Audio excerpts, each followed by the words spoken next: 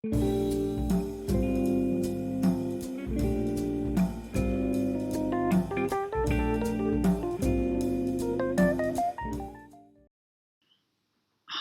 I'm Suman Gujral. I'm an artist and poet. In 2018, I graduated from the University of Hertfordshire with an MA in Fine Art with distinction. In recent years, my work has centred around the migration crisis. We're living in a time where every 2 seconds, according to the UNHCR, someone is forcibly displaced. This is actually a very shocking fact and something that I think that we don't talk about, so I talk about it through my own work. During lockdown, I started to write poetry again. What happened was that someone was abusive to me on Facebook, and lots of people saw the attack but didn't step up to support me, which left me feeling very isolated and alone until I spoke about this to my mentor, who really stepped up and showed me unconditional support. We had a long conversation about what had happened to me, and the day after this conversation, which I can only describe as profoundly healing, I wrote my first poem in 44 years, and I haven't stopped since. The incident on Facebook taught me how social media can make us feel very exposed and vulnerable, but also led to me realising that it can be a very beneficial and helpful tool as well. I started posting my poems on Facebook and on Instagram, and people reached out to me to tell me that my poems had resonated with them. And I formed lots of new relationships through social media, which have been very supportive and enriching. I'd like to share some of the poems that came out of this experience. Thank you. Dinosaur was written as a riposte to the man who was obnoxious to me on Facebook. Dinosaur. You don't hesitate to speak to me, as if I'm nothing. How right you feel showing me I'm wrong, not hiding your triumphant malice. But your words are old words. Your kind has nothing new to say. Your aggression, a camouflage for fear. The world is changing, you can't stop it. And everything you have relied on to puff you up and make you feel important is toppling like the broken statues lying at the feet of the new generation. Here is about identity and how it makes you feel when you feel as if you don't really know where you belong. And that is a question that has come up quite a lot, I feel, in the last few years, post-Brexit, post-BLM.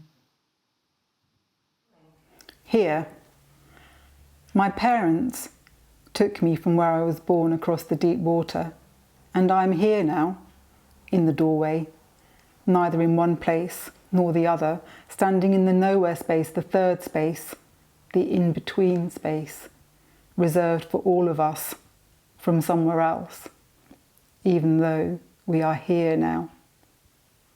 This next poem is written in response to the fact that I felt people weren't interested or felt uncomfortable when I spoke about my experiences with the online abuse. And it's called Deaf Ears. I see your sidelong glance as I'm speaking. You wish you hadn't asked me how I am. Surely I misunderstood the tone, thanks to my oversensitive shoulder bone. Even if I heard it right, doubtless it was an accidental slight. Although, how does that make it right? If only I could take a joke, that would let you off the hook. You wouldn't have to take a look at your old-fashioned attitudes, then offer hollow platitudes. So obviously a silly quip. I shouldn't even mention it. Why should you take action for my overreaction? I really don't know what to say. It's clear you feel I've spoilt your day. You're itching now to get away. I wish that I could too. This next poem is about how if someone approaches you sympathetically a long time after they've seen a horrible incident happen to you, that it can actually make you feel worse. And it's really important to speak up at the time. And this poem is called Afterwards. When you speak afterwards, you just confirm you saw, you understood the impact of that moment on my soul. These tepid afterwords reveal you kept your silence when it mattered that you spoke. Afterwards are merely further blows. Undertone is a poem about how unsettling the last few years have been and how hard it has been for a lot of us to find our bearings. Undertow. How strange this time is that we're enduring. Mostly the fertile garden, a delicious meal, good sleep, companionship keep us afloat. But there are days when fear laps at our edges. Its acid touch turns joy to ashes. We are drowning then, desperately trying to outswim uncertainty's cruel grip, flailing in these uncharted waters as we fight the undertow of fear, straining to discern the horizon, our old maps no use, and hope a fragile compass. My initial reaction after I was abused on Facebook was to hide away, but then I realised that I can stand up for myself. And I wrote a poem about this which is called I Am Speaking Now. I am speaking now. I was afraid before to shine, be seen, show up. It hurt me somewhere deep to hide my light away, another othered soul. I turned myself to stone, praying for the hunter's gaze to pass me by. I counted up my hurts, built them into walls, sorrowed in their shadows. I felt myself grow small, a pinprick on the earth. I saw the choice before me, rise or disappear. So I am speaking now. I'm at the table now. I'm choosing what is served. Our space. Don't travel with your tender heart, seeking space in places which won't honour you. Let them slam their doors, throw their stones. You don't need a begging bowl. We'll make our own space, take our own space, safe space, bold space, kind space. We'll be fierce, we'll be strong. We'll make a circle of equality. We'll say, sister, brother, sit with me. We'll make a space for everyone, a place where all of us can shine. Our light will chase away the shadows, hands on each other's backs. Our hearts will sing. Light, this poem was written to the woman who stepped up and told me that the man who had been obnoxious to me had also been obnoxious to her. And that felt like a moment of real sisterhood and allyship. And it was hard for her to tell me what had happened because she was still very upset about it a year later. And when she read my poem on Facebook, that all came back to her. But she told me that my poem made her feel a lot better. And actually, her coming forward to me made me feel a lot better. Light. I felt it when you told me, where its blows fractured you, how its stinking acid words seeped through you, made you porous. Sensed it, growing fat on your distress, skulking in your tender corners. The light it stole from you, leaving you in darkness, silent, silenced. When you said, me too, I loved you for it. Sharing your pain, you honoured mine.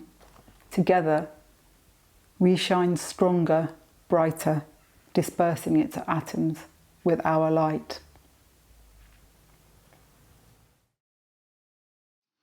Peace is about how sometimes we just need to step away from the social media and take a walk in the open air, and how that can make us feel so much better, just looking at the beauty of the world outside. Peace. When the fire has burned out, and I can no longer bear to sit alone trying to read its risky embers, when peace eludes my desperate seeking, and these four walls become a tunnel, echoing my fears and woes back at me, I walk to the shore, longing for the long view, crunching pebbles, anchoring myself in the present, gazing at the infinite sky and sea. The gulls wail their carefree jarring song. The random chanting of the waves reminds me that everything changes, although it seems the same.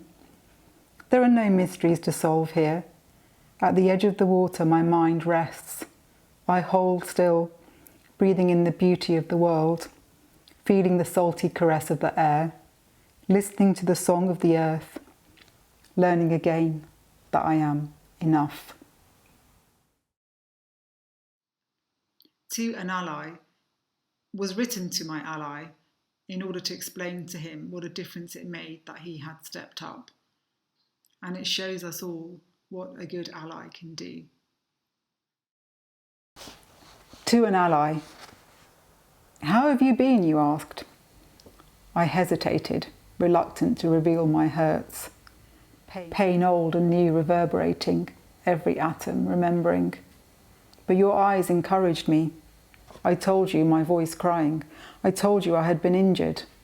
Another wound to my gentle soul. I trembled in the silence of the chance I'd taken. Curious, hopeful, undefended. You have been bullied. This shouldn't happen. Make a noise. This is not right. Easy for you to say, I thought. Some of us are weary of this familiar fight. You stepped up, though. Not a brace, a shield. You promised. You don't have to do anything. I will do it for you. Layers of pain dispersed by 6 words. I hadn't known the weight of it until you took my burden. I will do it for you. No hesitation, no further questions. You opened your heart to listen, and I began to heal. Thank you for listening to my poems, and if you want to find out more about my work, there'll be a link to my website and to my Instagram coming up.